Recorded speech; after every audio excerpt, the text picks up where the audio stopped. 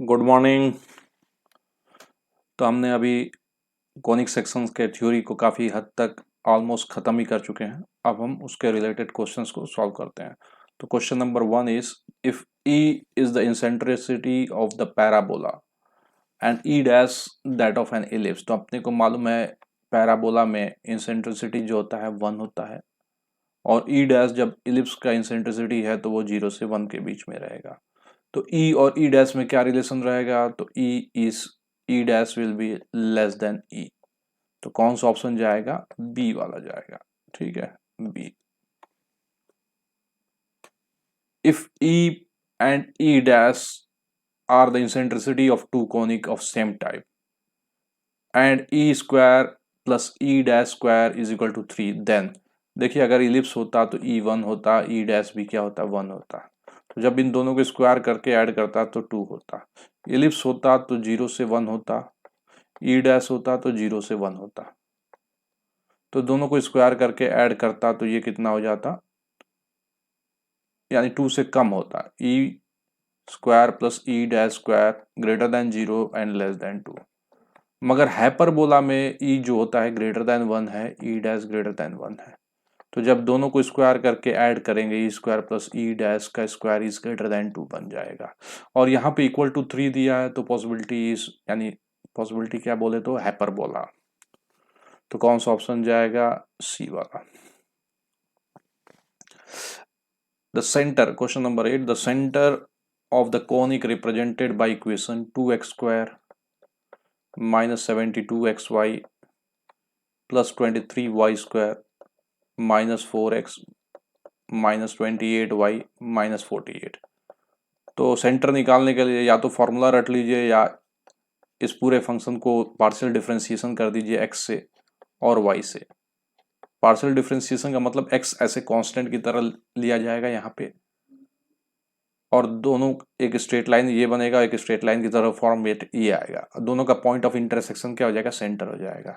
तो अभी partial differentiation कर रहा हूँ x के रेस्पेक्ट में, तो y treated as constant 4x minus 72y, ये कांस्टेंट ये 0 हो जाएगा, माइनस 4x क्या हो जाएगा? -4, बाकी सब ऐसे इज इक्वल टू 0। 4 से कैंसिल कर दिया, x minus 18y minus 1 is equal to 0। अब y के रेस्पेक्ट में कर रहा हूँ तो ये 0 हो जाएगा, माइनस 72x प्लस 46y, ये 0 माइनस 28 इज इक्वल टू 0। तो 2 से कैंसिल कर दिया तो ये बन गया minus 36x plus 23y minus 14 is equal to 0। तो ये पहला इक्वेशन और ये दूसरा इक्वेशन। तो लिख देते हैं दोनों को, x minus 18y minus 1 is equal to 0। इसको लिख देते हैं 36x minus 23y plus 14 is equal to 0। अब कोई भी वैल्यू इसमें प्लेस करके चेक कर सकते हैं हम। तो देखिए 11/25 तीन जगह है, तो पहले उसी को प्लेस करते हैं। तो 11/25 15 भी है, तो 11/15 माइनस 18y, 18y में 36/25 आ रहा है, 36/25 तो प्लस हो जाएगा, क्योंकि देखिए अगर इसको देखेंगे डी वाला ऑप्शन तो माइनस 11/25 हो गया प्लस, तो ऐसा प्लस क्या हो जाएगा 36/25 और लास्ट जो है -1 है। तो देख सकते हैं 25/25 1 और ये क्या हो रहा है 0 हो रहा है, सेटिस्फाई कर रहा है। तो फाइनली मैं क्या बोल दूंगा, आप एक कोई ऑप्शन मैच करा लीजिए या पॉइंट ऑफ इंटरसेक्शन निकाल लीजिए। तो मैंने क्या किया, मैंने पॉइंट ऑफ इंटरसेक्शन को सेटिस्फाई करा दिया और ऑप्शन कौन सा गया? डी वाला गया। तो पार्स जब सेंटर निकालना होता है तो क्या करते हैं? पार्शियल डिफरेंशिएशन करते हैं एक्स के रेस्पेक्ट में और वाई के रेस्पेक्ट में। जब x के रेस्पेक्ट में करते हैं तो y ऐसे कांस्टेंट की तरह ट्रीट करते हैं, जब y के रेस्पेक्ट में करते हैं तो x को कांस्टेंट की तरह ट्रीट करते हैं। अब इन दोनों का क्या कर लिया? पॉइंट ऑफ इंटरसेक्शन निकाल दिया। तो आपकी मर्जी, आप x और y निकाल लीजिए या डायरेक्ट क्या करिए, मैंने पॉइंट को प्लेस कर दिया, डी वाला दिखा दिया कि सेटिस्फाई कर रहा है, तो ये क्या हो जाएगा? सेंटर ऑफ द कॉनिक हो जाएगा। Question number 12। तो क्वेश्चन नंबर 12 में देखेंगे, जब भी x square minus 2xy plus y square plus 3x plus 2, अब ये इक्वेशन क्या रिप्रेजेंट कर रहा है? तो सबसे पहले h लिख लेते हैं। h की वैल्यू 1 है, a की वैल्यू 1 है, b की वैल्यू 1 है। तो h square is equal to a b रहता तो मैं क्या बोल देता, parabola. H square less than a b ellipse, h square greater than a b तो हाइपरबोला। तो यहाँ पे क्या दिख रहा है, 1 इज इक्वल टू 1। तो फाइनली मैं क्या बोल दूंगा, कौन सा ऑप्शन जाएगा, ए वाला जाएगा, पैराबोला वाला। Question number 16, a x square plus 2hxy plus b y square plus 2gx plus 2fy plus c is equal to 0 represent a parabola. अभी जस्ट बात की है। H square is equal to क्या बन जाएगा, ए बी। तो h square is equal to a b हमेशा क्या रिप्रेजेंट करेगा, पैराबोला। लेकिन यहाँ पे देखिए इज नॉट इक्वल टू 0 का मतलब क्यों लिखा, क्योंकि डेल्टा अगर 0 होगा तो pair of straight line represent करेगा, तो इस वजह से डेल्टा को नॉट इक्वल टू 0 लिखा जाता है और एच स्क्वायर को क्या लिखा जाता है, ए बी के इक्वल लिखा जाता है। Question number 20, focus and directrix पूछ रहा है। तो फोकस एंड डायरेक्ट्रिक्स की बात करेंगे तो क्या लिखा जाएगा, x square is equal to -8ay। ठीक है, तो 4a इज इक्वल टू, तो यानी यहाँ पे 4a1 लिख लेता, माइनस क्या हो जाएगा 8a। तो a1 की वैल्यू कितना आ रहा है, -2a।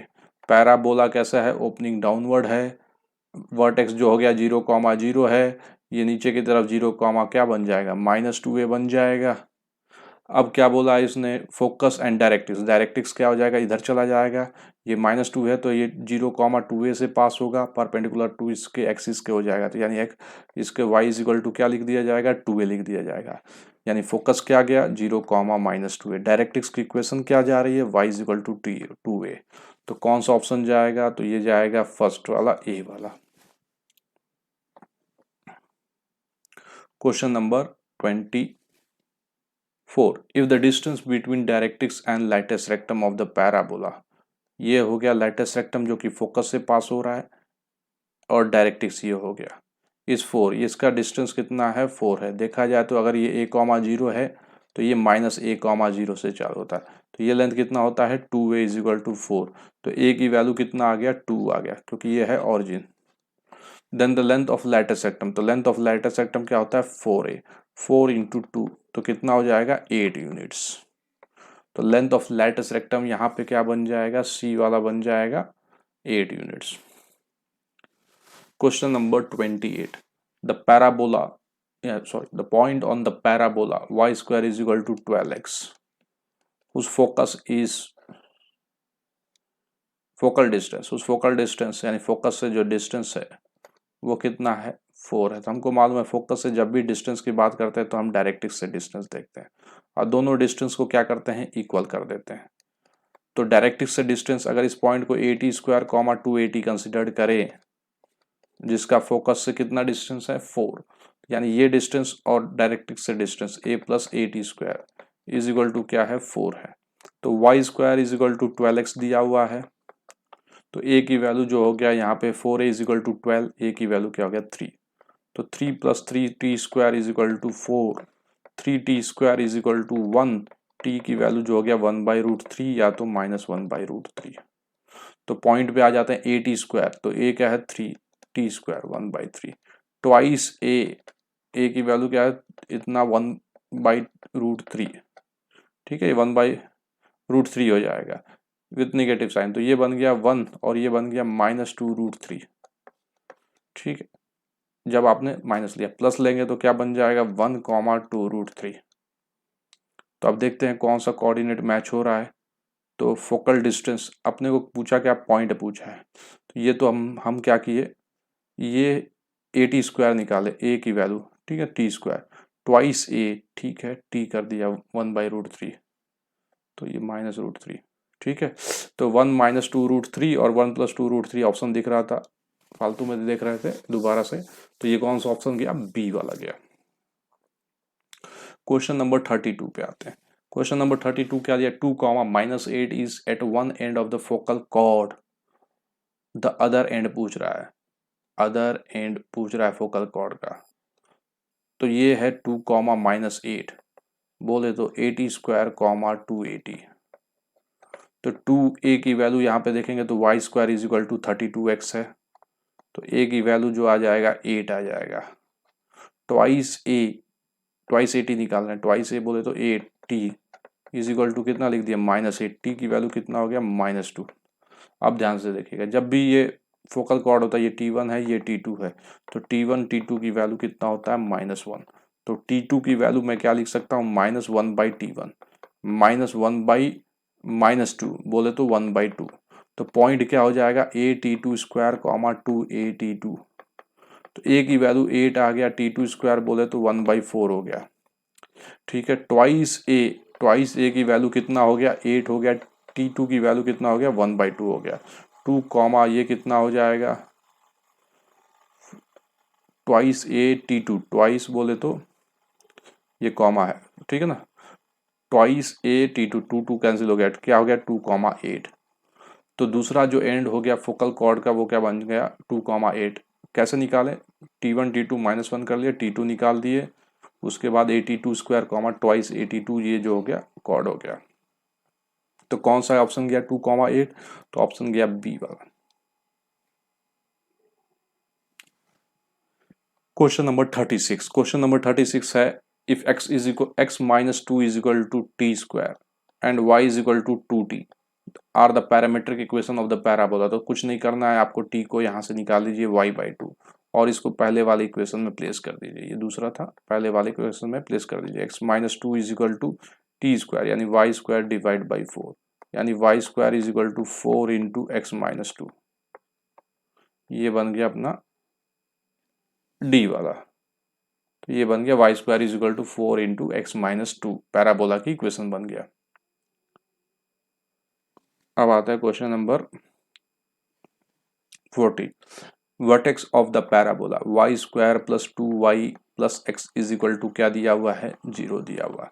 तो इसको कैसे लिख सकते हैं, y² प्लस 2y प्लस 1 और राइट साइड भेज दिया -x प्लस 1 कर दिया, तो ये बन गया y प्लस 1 का होल स्क्वायर, माइनस कॉमन निकाल दिया और ये बन गया x माइनस 1, यानी 4a इज इक्वल टू क्या लिख सकते हैं, 1/4। निगेटिव साइन बता रहा है, पैराबोला जो है कुछ ऐसे ओपन होगा, ओपनिंग निगेटिव x एक्सिस की तरफ। तो अब अपने को बताना है क्या, वर्टेक्स। तो वर्टेक्स क्या हो जाएगा, तो सबको मालूम है y x -1 को 0 कर दीजिए और दूसरा y प्लस 1 को क्या कर दीजिए, 0 कर दीजिए, यानी x की वैल्यू 1 आ जाएगा, y की वैल्यू कितना आ जाएगा, -1 आ जाएगा, यानी वर्टेक्स का कोऑर्डिनेट 1, -1 हो जाएगा। तो ये कौन से क्वाड्रेंट में है, x पॉजिटिव है, y निगेटिव है, तो ये कौन सा क्वाड्रेंट में चला जाएगा, फोर्थ में चला जाएगा।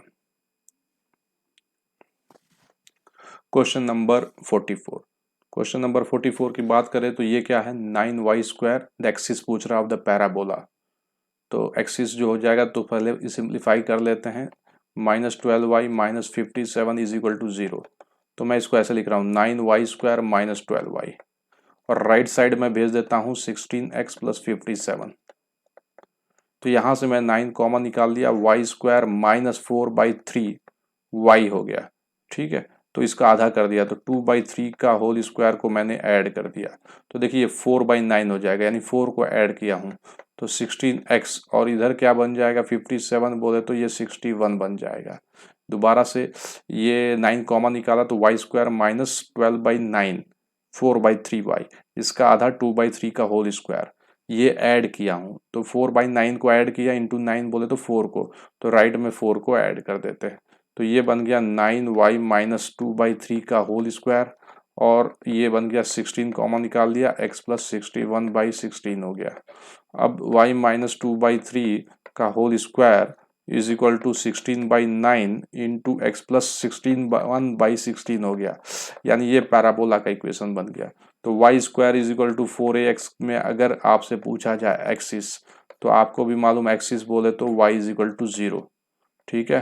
तो यहाँ पे y क्या है, y - 2/3 है, तो यहाँ y - 2/3 क्या हो जाएगा, 0, क्योंकि y इक्वल टू 0 एक्सिस है, तो y - 2/3 इज इक्वल टू 0, तो ये बन गया 3y इज इक्वल टू 2, ये बन गया एक्सिस। तो 3y इज इक्वल टू 2 बोले तो ए ऑप्शन गया।